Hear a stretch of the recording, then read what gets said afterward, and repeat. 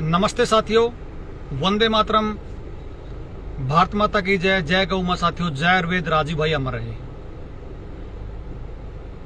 साथियों,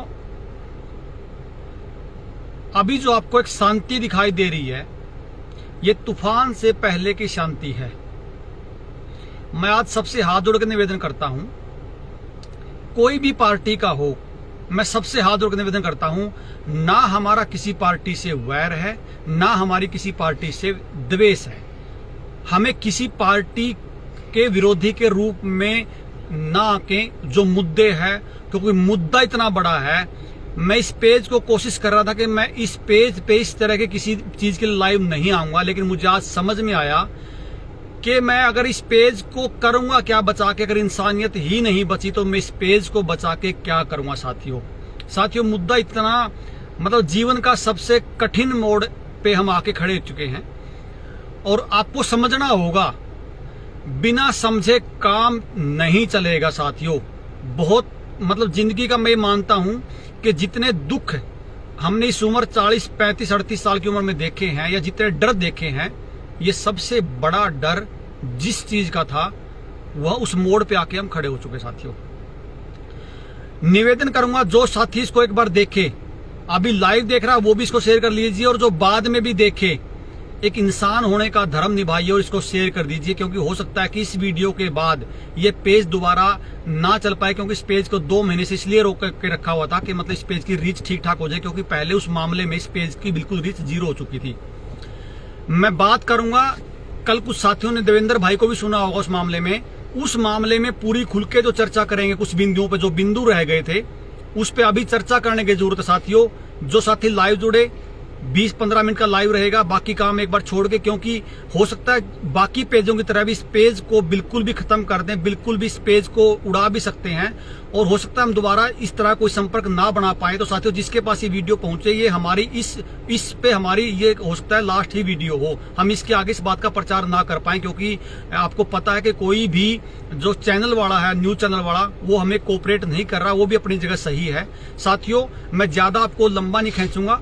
देवेंद्र भाई, सभी को भाई, सभी साथियों को नमस्ते, वंदे मातरम, भारत माता की जय। साथियों, जैसे किस तरह कल पूरे मामले का आपको जो संज्ञान में आया था, एक बिल लोकसभा में आने वाला है मानसून सत्र में उसका ड्राफ्ट जो है उसका तैयार हो चुका है। उसका नाम क्या है बिल का? बिल का है हेल्थ लॉ ड्राफ्ट है, health law draft bill, public health bill के नाम से। साथियों, मैं फिर कह रहा हूं, अभी जो आप ये देख रहे हो, जो शांति देख रहे हो, तूफान से पहले की शांति है। इतना बड़ा आपके जीवन में तूफान आने वाला है, समझ नहीं आएगा।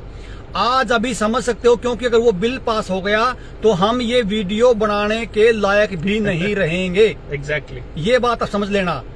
तो साथियों, शुरू करते हैं। मुख्य बिंदु पे बस चर्चा करेंगे कि वो उसमें समस्या क्या है। नाम जो है वो हेल्थ बिल के नाम पे, लेकिन उसमें है क्या, मैं एक बात इसमें समझा देता हूं। साथियों, अभी जो ये पूरा प्रकरण चला, 2 साल जब पूरा प्रकरण चला, और जब लोग समझने लगे, और आप लोगों की वजह से जब उनका मिशन फेल होना शुरू हुआ, और आप लोगों ने जो उनका अश्वमेध जो घोड़ा था वो रोक दिया, खासकर हरियाणा के संबंधित जिलों में वो घोड़ा को जब रोका, अश्वमेध घोड़े को, तो उनको एक चीज समझ में आ गई कि ये जो लोग हैं ये इतनी आसानी से नहीं हार मारने वाले, इसलिए उन्होंने प्लान बी पे काम करना शुरू कर दिया है। और हमारी जो सबसे बड़ी एक जो समस्या, या हमारी सबसे बड़ी एक सोच जो ये थी कि जो तीसरी लहर है ये क्यों नहीं आ रही, इसका कारण आज हमें समझ में ये आया है कि ये तीसरी लहर अब की बार प्लान बी के तहत लेके आने वाले, पूरी तैयारी के साथ, क्योंकि अगर उसी तैयारी में ये ले आते तो आप दोबारा से उसको फेल कर सकते थे। अब की बार इनका कोई प्लान फेल ना हो, किसी कानून का सहारा लेके, इसलिए इन्होंने प्लान बी पे जो काम किया है। अब ये जो लहर आएगी, लिख लेना, ये लहर इस बिल के पास होने के बाद ही आएगी। तब तक वो लहर रहेगी चाइना में, तब तक वो लहर रहेगी दूसरे देशों में, लेकिन भारत में तभी आएगी जब ये बिल पास हो जाएगा, क्योंकि जिस दिन ये बिल पास हो गया आप कुछ भी नहीं कर पाओगे। देवेंद्र भाई, इस बिल के बारे में मोटी मोटी आप बताना शुरू कर दिए, इस बिल में ऐसा है क्या? दो तीन चीजें मैं आप दोस्तों को बता दूं भाई कि एक तो दूसरे देशों में अभी लहर आती रहेगी, उसके मैं रोज बीच में आपको छेड़ देता हूँ। हाँ चाइना मॉडल, क्योंकि अभी वो लहर चाइना में क्यों है, क्योंकि ये जो बिल का जो प्रारूप है वो चाइना में कभी का लागू हो चुका है। Yes. ये बात ध्यान रखने वाली है। वहां पे जो तीसरी लहर इसलिए सबसे पहले आई है क्योंकि ये सारे के जो इस बिल में चीजें हैं वो सारी ऑलरेडी चाइना में हैं। तो वो चाइना की तरह आप लोग विरोध ना करो, आप लोगों के हाथ किस तरह बांधने हैं वो इस बिल में लेके आएंगे, तब चाइना से उसको बॉर्डर पे क्रॉस कराएंगे। देखो, एक चीज मैं आपको बताऊं कि चाइना हमारे से लगभग 20 साल 25 साल आगे है और टेक्नोलॉजी में तो 50 साल आगे है, लेकिन जो अभी यहाँ हो रहा है वो चाइना में 15 साल पहले, जब 20 साल पहले जिस टाइम पे ये कम्युनिस्ट नहीं आए थे, फासिस्ट नहीं आए थे वहां, उससे पहले का दौर में अभी इस वक्त हम लोग हैं। यानी कि जिस तरह उन्होंने डिक्लेयर कर दिया कि कम्युनिस्ट पार्टी ही रहेगी, वन पार्टी गवर्नमेंट रहेगी, उसी तरह से वन पार्टी गवर्नमेंट या एक ही आदमी देश का मुखिया रहेगा, वो भी यहाँ पर डिक्लेयर जिस दिन हो जाता है, समझ लीजिए चाइनीज मॉडल वहाँ लागू हो जाएगा। अब आ जाइए। तो अभी वहां पर ये चीज है। अभी मैं आपको दो चीजें ये दिखा रहा हूं, मैं आपको दिखा भी देता हूं। मैं अभी जो मैंने रेफरेंस लिया है, मैंने ये टाइम्स ऑफ इंडिया, जो इंडियन एक्सप्रेस की ये रिपोर्ट है, आपके सामने नजर आ रहा होगा। द न्यू ये जो न्यू हेल्थ लॉ ड्राफ्ट है, 4 टायर सिस्टम है, मैं इसको जस्ट बता देता हूं। इसके अंदर क्या है, इस चीज को समझना पड़ेगा आपको। एक अपने देश के अंदर 1897 में एक एक्ट है, 1897 का एपिडेमिक डिजीज एक्ट है। उस एक्ट को रिप्लेस करने के लिए ये प्रपोज किया गया है, ये एक्ट जिसका नाम है नेशनल पब्लिक हेल्थ एक्ट। अभी फिलहाल जो हमारा मॉनसून सत्र है उसमें इसको पेश किया जाएगा। ड्राफ्ट तैयार हो रहा है। 4 टायर सिस्टम है कि हेल्थ मिनिस्ट्री क्या डिफाइन करेगी, केंद्र का क्या रोल होगा, हेल्थ मिनिस्ट्री मतलब केंद्र का रोल मतलब हेल्थ मिनिस्ट्री, और दूसरे नंबर पे जो स्टेट है उसका क्या रोल रहेगा, स्टेट के बाद फिर डिस्ट्रिक्ट लेवल पे क्या होगा, फिर लोकल लेवल पे क्या होगा। 4 जगह पे इसके प्रावधान किए गए हैं कि आपकी ताकतों को अब पूरी तरह से डिफाइन किया जाएगा। जैसे आपको ध्यान हो, अभी जब एडवोकेट नीलेश ओझा ने जब मुंबई के अंदर, मुंबई हाईकोर्ट के अंदर, महाराष्ट्र हाईकोर्ट में जब उन्होंने अपने केसेस डाले और जब हाईकोर्ट ने जब सरकारों से पूछा कि आपके कौन से वो रिसर्च हैं, आपकी कौन सी वो फाइंडिंग्स है और वो मिनट्स ऑफ मीटिंग दिखाओ जिसमें तुम कह रहे हो कि एक्सपर्ट ने कहा है कि ऐसा होगा, एक्सपर्ट की राय है कि तुमको ये लगाना है या ये लगाना है, तो एक्सपर्ट कौन है वो दिखाओ और उनकी वो मिनट्स ऑफ वो मीटिंग दिखाओ और किस किसने क्या क्या कहा।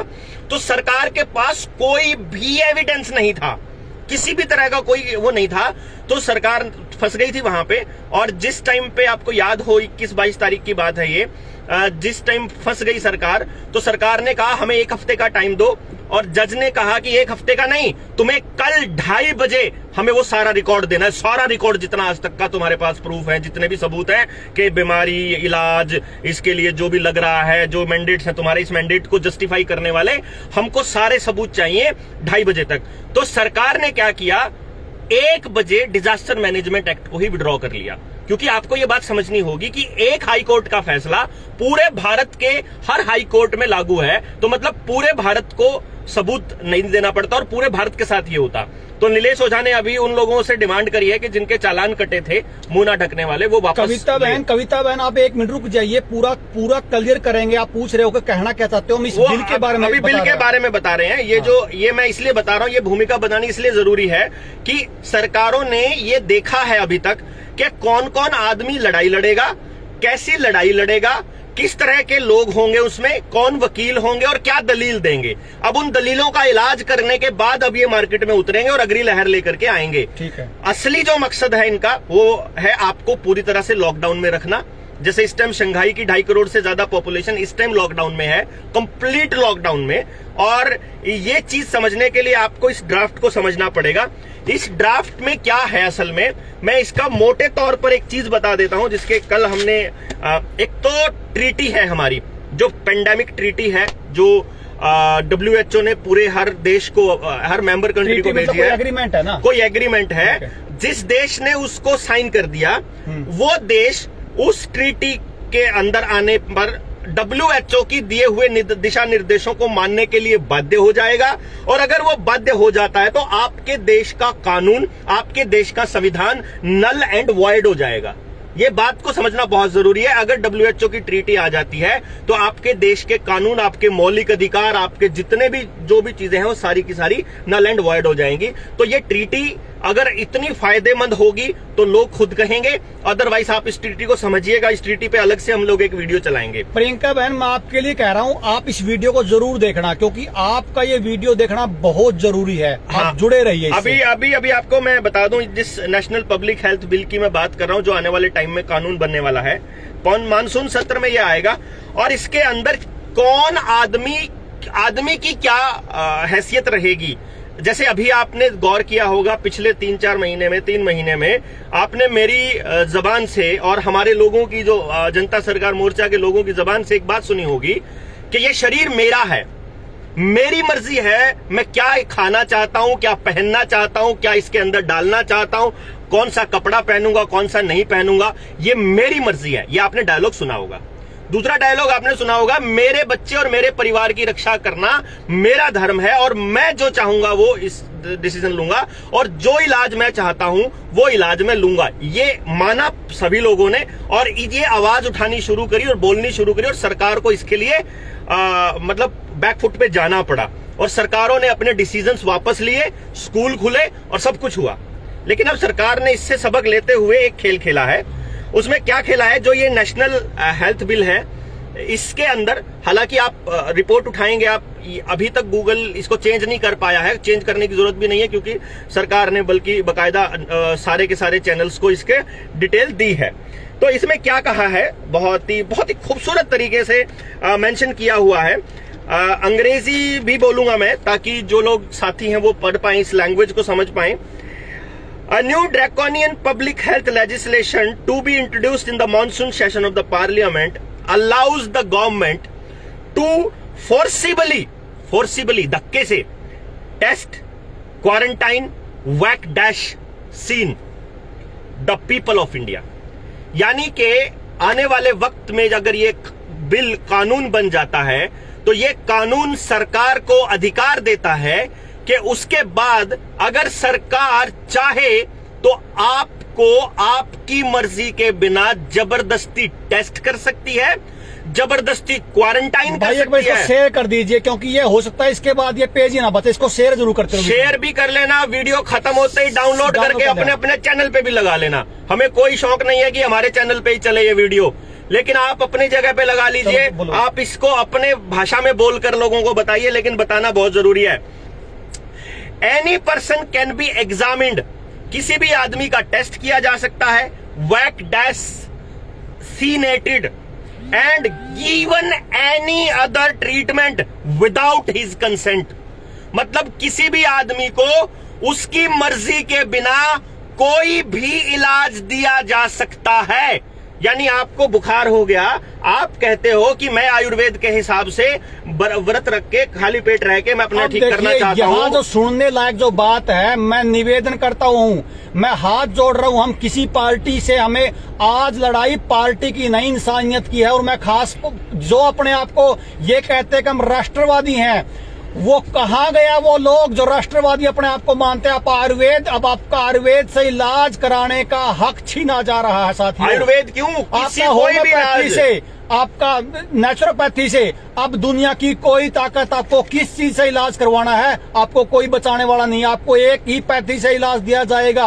आज पूछिए नुकुरमाना, आप जो आपके सत्ता में जो बैठे हैं जो लोग, उनसे पूछिए कि किस अधिकार पे आप ये बात कह रहे हो, किसने आपसे पूछा। साथियों, आप लोग पूछना शुरू करिए। हमारा किसी पार्टी से विरोध नहीं है, हमारा विरोध ये है कि हमें जीने का अधिकार तो दे दीजिए, हमें जीने का अधिकार तो छोड़ दो। आगे जो बात आएंगी, मैं एक बात आज पहले, अभी इससे पहले बता रहा हूं, जो हमारा इससे हमारा कोई पीछा छुड़वा दे, हम उस पार्टी के गीत गाएंगे, हम कभी टिकट नहीं मांगेंगे, उसकी सदस्यता लेंगे उस पार्टी की। लेकिन हमारी ये बात कोई पार्टी उठा दे, इस भारत में कोई पार्टी हमारी बात उठा दे, हम उसका प्रचार करेंगे। लेकिन इंसानियत के नाते इस इंसानियत को कोई बचाने वाला, कोई पार्टी वाला हो तो हमारी आवाज उठा दे, हम उसके गीत गाएंगे। अगली लाइन समझिए। This legislation allows the government to force people, यानी ये लोगों को जबरदस्ती करना, इसमें सरकार को ये मतलब ताकत देती है फॉर सोशल डिस्टेंसिंग, यानी सरकार जबरदस्ती सोशल डिस्टेंसिंग करवा सकती है इस कानून के हिसाब से। And to carry out the surprise inspection, यानी कि अचानक inspection of the place they live and work in, यानी जहां आप रहते हो और जहां आप काम करते हो वहां औचक निरीक्षण का अधिकार देती है ये सरकार के आदमी को। अब इसमें मैं जोड़ दूं बात है, जो लोग मेरे जैसे जो लोग थे वो ये सोच रहे थे कि भाई चलो सरकार अगर कहीं बाहर नहीं जाने देगी तो मैं अपने खेत में रह के काम चला लूंगा, अपने घर में रह के काम चला लूंगा, मैं दुनियादारी से नाता तोड़ दूंगा। लेकिन मुझे ये चीज नहीं लेनी है, मुझे इसमें नहीं जाना, मुझे अपने बच्चों को बचाना है। अब वो आपका अधिकार नहीं रहा। आप अपने घर में, अपने खेत में जहां भी होगे, आप पे निरीक्षण के नाम पे आपको चिन्हित कर करके आपको ठोका जाएगा। ये कहना चाहता ये कानून, और ये मैं और देवेंद्र भाई नहीं कह रहे, ये कानून कोई भी गूगल से सर्च करके आप इसका ड्राफ्ट निकाल सकते हो। अगर एक बात भी हम गलत इसमें कहें तो हमारे जूते मारना सिर पे। अगली पॉइंट है, the draft law also allows the government to kill birds and animals, यानी कि इसका मतलब ये है जैसे इस बीमारी के ये जानवरों को भी लगाए जा रहे थे, भैंसा का भी ला दिए, कुत्ता का भी ला दिए, अब ये ड्राफ्ट जानवरों को और पक्षियों को मारने का अधिकार देता है सरकार को। समझिए भाई, अब सुनिए मेरी बात ध्यान से। ये जो गाय का जो हम बार बार नाम लेते थे, उनको पता है कि जिस देश में गाय है, उस गाय और संस्कृति है, उसको कोई मिटा नहीं सकता, क्योंकि वो गाय हमारी खेती का अधिकार थी। अगर मेरा कोई कल को डीएपी बंद करता, कोई यूरिया बंद करता, तो मैं मेरे पशुधन से खाद बना के वहां पे डाल सकता था। अगर मेरे पास तेल ना हो तो मैं बैल से खेती कर सकता था।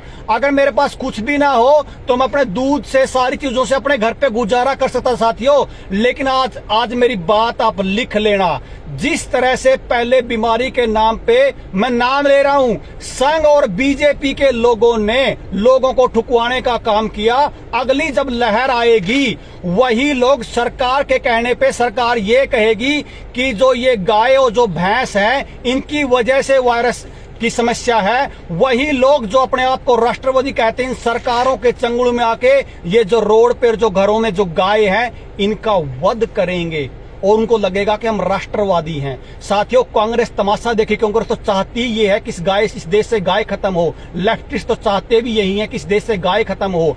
आम आदमी पार्टी की सरकार ने तो कभी गाय की सपोर्ट ही नहीं की, और मैं बीजेपी संघ के लोगों को दिखाऊंगा, वो सरकार के कहने पर राष्ट्रवाद का भरम होते हुए उनको लगेगा कि हम राष्ट्रवादी देश को बचाने निकले। जिस तरह लोगों को ठोका, उसी तरह सबसे पहले शिकार होंगी हमारी गाय जो रोड पे हैं, उसके बाद शिकार होंगी घरों वाली, क्योंकि सरकार, उनको पता है कि जब तक पशुधन किसान के खेत में है उसको कोई दुनिया की ताकत हिलाने वाला, गुलाम बनाने वाला नहीं है। तो सबसे पहला जो टारगेट होगा वो पशुधन का होगा। साथियों, ये लिख लेना, इस बात को आज नोट कर लेना, क्योंकि इसमें एक रिसर्च दी जाएगी, कि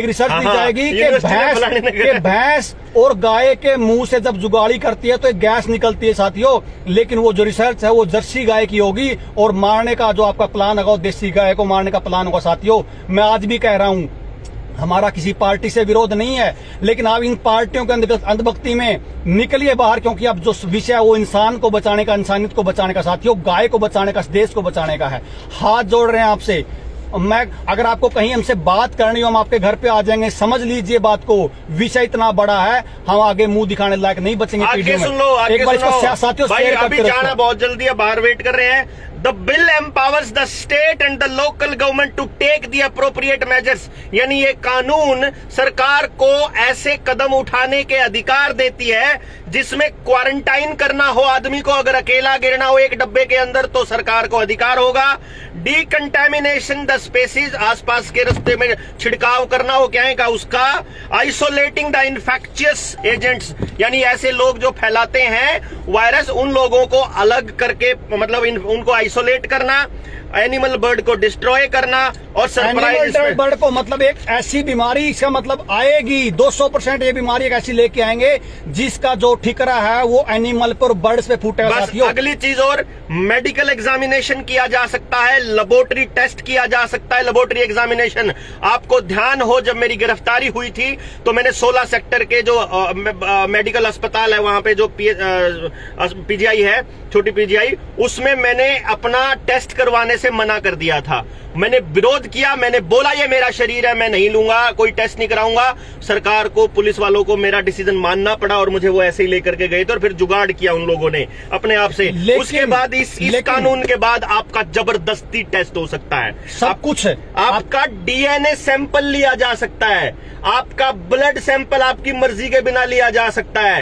आप ये समझो कि आपकी निजता के कोई मतलब नहीं है, आपके ऊपर केवल आरोप लगाना है और आपके ऊपर कोई भी टेस्ट, कोई भी इलाज, कोई भी ये जो लगाते हैं ये केमिकल आपके शरीर में डाला जा सकता है। और साथियों, इसका शिकार सबसे पहले होंगे हमारे जैसे लोग, ये ध्यान रखना। हाँ। इसलिए मैं कह रहा हूँ, हो सकता है हम कुछ दिन बाद आपको कहीं भी ना मिले, ढूंढने से भी ना मिले, और ना वीडियो में मिले, ना कहीं आपको ढूंढने से भी ना मिले। और सबसे बड़ी बात, ये सब कुछ बिना उस आदमी के मर्जी के किया जा सकता है।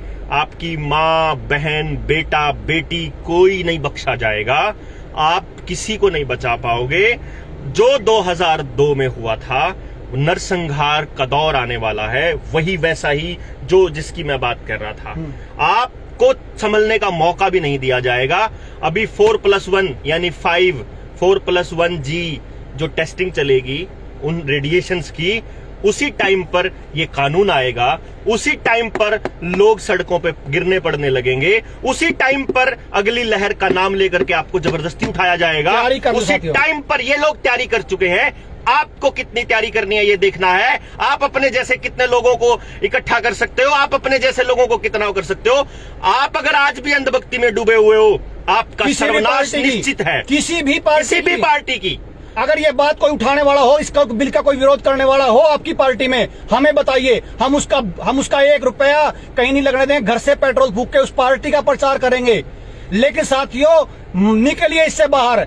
आप अगर किसी पार्टी में जाके अपनी सेटिंग करना चाहते हो, अपना घर बसाना चाहते हो, अपने आप को अमीर देखना चाहते हो, तो भूल जाइए, ऐसा कुछ नहीं होने वाला। कोई पैसा, कोई दौलत, कोई प्रॉपर्टी काम नहीं आने वाली है, काम नहीं आने वाली है। पूरे कुनबे के इतिहास बनने वाले हैं। कि मैं फलानी पार्टी से हूँ, मेरा वर्कर बनिया है, मेरा साथ दिए, जुत्ते मारिए उसको पूछिए बात ये।